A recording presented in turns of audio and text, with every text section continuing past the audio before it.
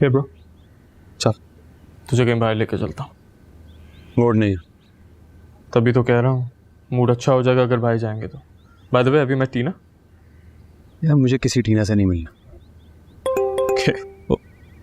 ये देखो, थोड़ी देर के लिए फ़ोन क्या बंद किया, मैसेजेस की लाइन लग गई।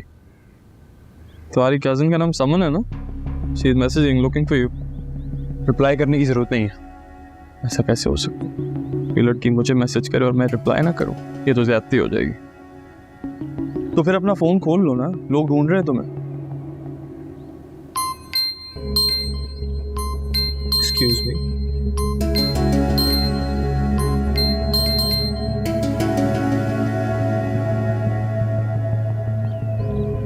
हेलो। अस्सलाम वालेकुम, समन बात कर रही हूँ। जी जी, कैसे हैं आप? I am fine. फारिस आपके साथ है? बहुत फिक्र हो रही है आपको उसकी। एक्सक्यूज मी, जी मेरी तरफ ही है। बात करा दें प्लीज। नहीं करेक्ट, बहुत जिद्दी। आपको अच्छी तरह अंदाजा तो हो गया होगा इस बात पर। क्या मैं आपकी तरफ आ सकती हूँ? श्योर। वैसे थोड़ा बुरा तो उसे लगेगा, लेकिन कोई बात नहीं, मैं आपको लोकेशन सेंड कर दूं। Okay, thank you.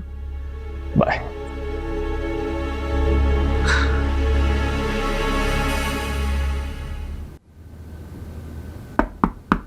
यस।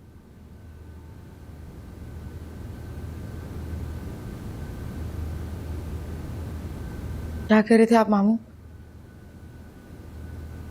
कुछ नहीं बेटा, कुछ देर मेरे साथ भी बैठ जाया करो। आपसे एक बात की परमिशन लेनी थी। कहो।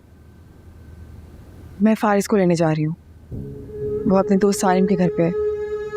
आप बस मुझसे प्रॉमिस करें कि जब वो आ जाएगा तो कोई भी पुरानी बात नहीं रिपीट करेंगे। मान जाए भाईजान, बस अब खत्म कर दें इस टेंशन को।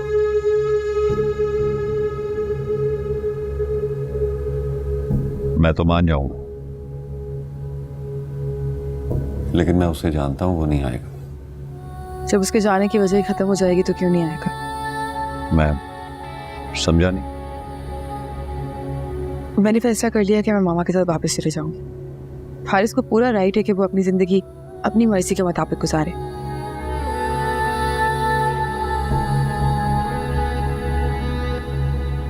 और तुम्हें? मुझे समझ में आ गया है कि इतने इम्पोर्टेंट फैसले ऐसे गैर संजीदगी से नहीं किए जा सकते।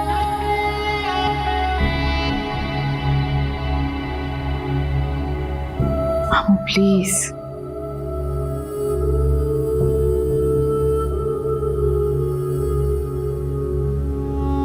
ठीक, जैसे तुम्हारी मर्जी। थैंक यू मामू।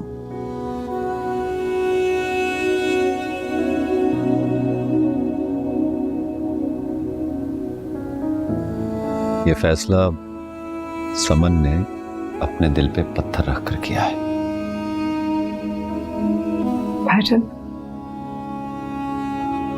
जो समन के फैसले से इस बात का दुख जरूर है कि वो नहीं हुआ जो हमने चाहा, लेकिन इस बात की खुशी भी है कि उसने पहली बार किसी की खुशी के लिए सरेंडर किया है।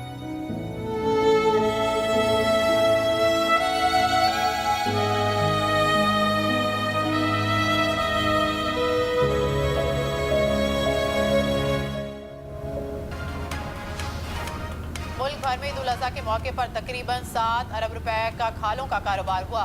पाकिस्तान टेंजर एसोसिएशन ने अदाद-ओ-शुमार जारी कर दिए। मुल्क भर में 61 लाख जानवरों की खालें खरीदी गईं। Bro, there is a surprise for you. तुम यहाँ क्यों आई हो? मुझसे पूछ के आई हैं। ऑब्वियसली मैं मना तो नहीं कर सकता था, after all she is your cousin, और फिर मैं बहुत इल मैनर्ड भी लगता। एनीवे, आप लोग अपनी बात करें, मैं ऊपर अपने रूम में। You need anything, you let me know.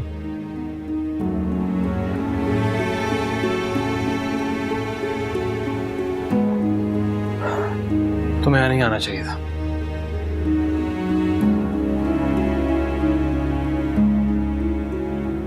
सिर्फ एक कज़न के रिश्ते से आई हूँ आज। मैं तुमसे किसी रिश्ते से नहीं मिलना चाहता।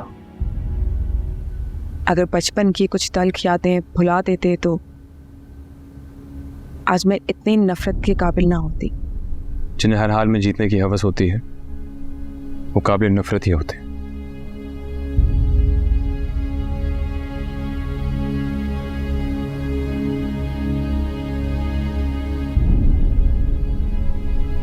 मैं आज हार मानने आई हूँ।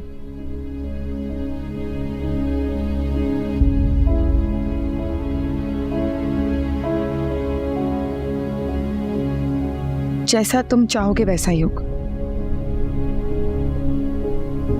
हैरत की बात है कि तुम ये कह रही हो। वो क्या है ना, एक्चुअली मुझे समझ में आ गया कि अपनों की मोहब्बत मेरे लिए है ही नहीं। बचपन से लेके आज तक तरसती रही हूँ इस मोहब्बत के लिए। क्या ना मेरी गलती है। जब मम्मा पहली बार छोड़ के गई थी ना, तभी रियलाइज कर लेना चाहिए था कि अपनों का प्यार इज नॉट फॉर मी। रहने दो समय, बाबा ने हमेशा तुम्हें हमसे ज्यादा चाहा। ठीक कह रहे हो, लेकिन वो चाहत नहीं थी, वो तरस था, हमदर्दी थी।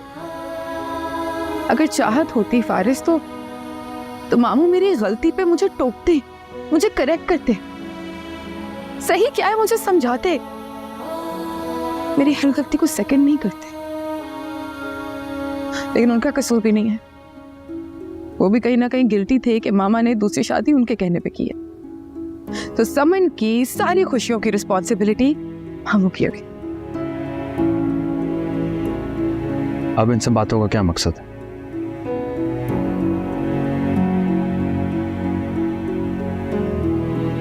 मैं तुम्हें वापस लेके जाने के लिए आई हूँ। वादा करती हूँ कि आज के बाद उस घर में तुम्हारे मेरे रिश्ते की बात कोई नहीं करेगा। और ये भी प्रॉमिस करती हूँ कि मैं मामा के साथ वापस चले जाऊंगी। बस मैं वापस आ जाऊँ।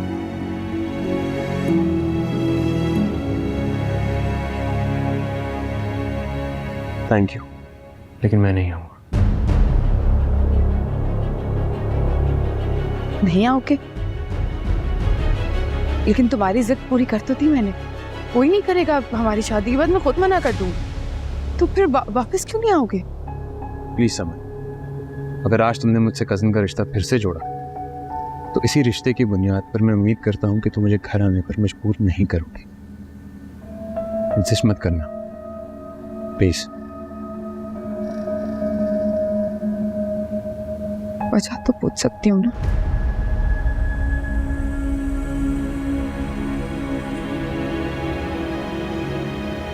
भावा ने मुझे एक बार भी नहीं रोका। मैं इकलौते बेटे के साथ कोई ऐसा सलूक करता है?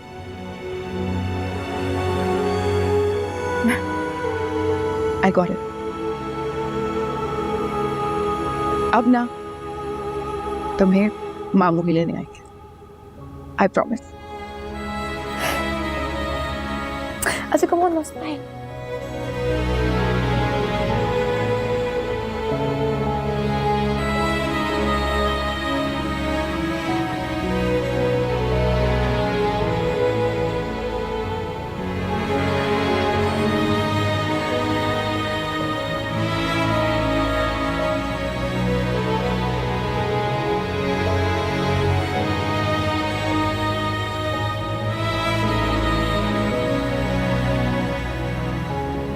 November